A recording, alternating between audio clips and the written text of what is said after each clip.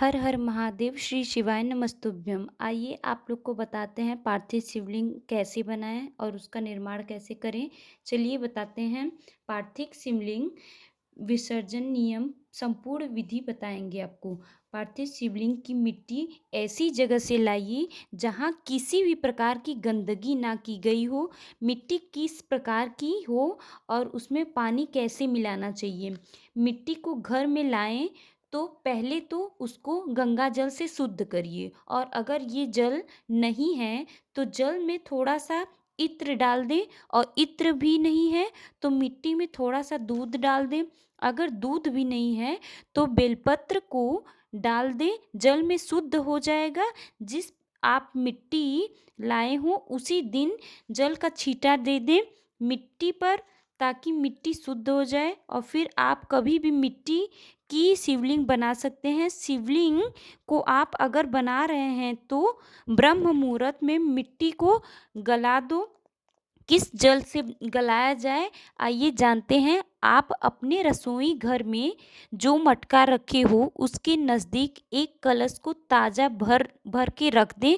उस कलश के जल लें कर आओ, फिर आप उससे शिवलिंग का निर्माण करें। क्यों उस जल का प्रयोग होता है, आइए आप लोग को बता देते हैं। उसे आपके पितृ का भाव आ जाता है और लक्ष्मी का भाव आ जाता है। पूरे 24 घंटे के अंदर 24 कोटि देवी देवता आपके रसोई में एक बार जरूर आते हैं, इसलिए वो जल का प्रयोग होता है। जब ये जल हम मिट्टी में मिलाते हैं तो मिट्टी पवित्र हो जाती है और सारे कोटि देवी देवता उसमें निवास कर जाते हैं। अब शिवलिंग बनाते समय एक पात्र लें, उसमें एक बेलपत्र पहले नीचे रख लें, या फिर चावल का एक दाना बेलपत्र का सीधा भाग को रखें। बेलपत्र की डंडी उत्तर की ओर रहनी चाहिए। फिर उसके ऊपर जो मिट्टी है डाल दीजिए। सबसे पहले शिवलिंग का स्वरूप बनाना है। पहले नीचे की जलाधारी नहीं बनानी चाहिए। शिवलिंग फिर जलाधारी निर्मित हो गई है। शंकर जी का संपूर्ण परिवार उस शिवलिंग में विराजमान रहते हैं। शिवलिंग में याद रखिए, पार्थिव शिवलिंग का निर्माण किया है तो रात्रि होने से पहले उसका विसर्जन करना बहुत ज़रूरी होता है। शिवलिंग को जब आप विसर्जित करें तो आप जल की जो धार है वो हमारी ओर रहनी चाहिए। पानी से डालते समय वो भाग थोड़ा सा हमें दिखे, ताकि आपकी जो भी इच्छा है, मनोकामना है, उससे पूरी हो सके। और वो उस जलाधारी को अपने हाथ में थोड़ा सा पकड़े रहिए, और उसमें थोड़े थोड़े पानी करके आप उसको अभिषेक करते समय आप अपनी जो भी इच्छा, आपकी मनोकामना, जिस तरह से आप शिवलिंग बनाए हैं, आप उसको अपनी मनोकामना करके उस शिवलिंग को धीरे धीरे करके विसर्जित करना शुरू कर दें। और आज शिवरात्रि के दिन शंकर भगवान को 5 बेलपत्र चढ़ाने से किस किस चीज़ों की प्राप्ति होती है, चलिए आप लोग को बताते हैं। एक बेलपत्र को समर्पित करते हैं तो आपको रिद्धि आपके घर में प्रवेश करती हैं, और दूसरा बेलपत्र अगर समर्पित करते हैं तो सिद्धि आपके घर में प्रवेश करती हैं, और तीसरा बेलपत्र यदि हम समर्पित करते हैं तो श्री गणेश प्रवेश करते हैं, और चौथा बेलपत्र समर्पित करते हैं तो भगवान नारायण लक्ष्मी को लेकर हमारे घर में स्वयं विराजमान होते हैं। और अगर और घर में प्रवेश करते हैं, और अगर पांचवा बेलपत्र समर्पित करते हैं तो भगवान शंकर गौरी जी के साथ हमारे घर में प्रवेश करते हैं। पार्थिव शिवलिंग को बनाने से हमें क्या लाभ होता है, आइए बताते हैं आप लोग को।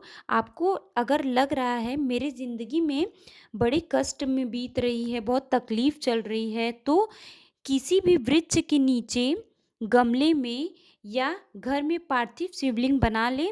5 बेलपत्र को लेकर उनकी पांचों बेटियों के नाम लेकर जया, बिसहरा, साम्रीवारी, दोतली, देव बेलपत्र को समर्पित कर दें। लोटा जल एक साथ धीरे धीरे धार लगा के एक घी का दीपक जला के पांचों बेलपत्र को लेकर अपने घर में ले आइए, 15 दिन में आपके दुख मिट जाएँगे।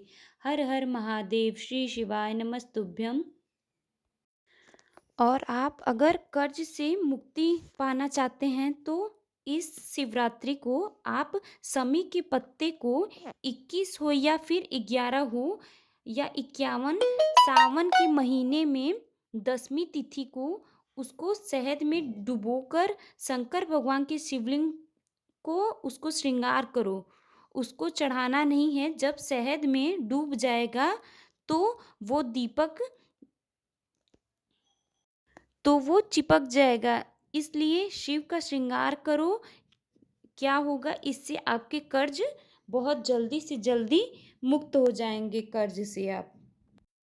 2 अगस्त शाम के समय 7 बजे एक धतूरा, इस धतूरे के पीछे के भाग को सोमवार से सोमवार तक का सावन जो आया है 70 वर्ष के बाद आया है, इसके पीछे के भाग में यदि पीला चंदन लगाकर और अग्र के भाग में लाल चंदन लगाकर आप जिस समय पूजा करेंगे, जब धतूरे का समय आए तो उसको आप चढ़ा दें।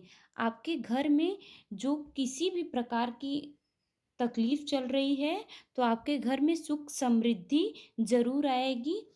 और हमें उसके बाद आपकी पूजा में जो जो सामग्री पंडित प्रदीप मिश्रा जी ने लिखवाया है, आप उसको अच्छे से उसको चढ़ा दें और फिर पूजा करें।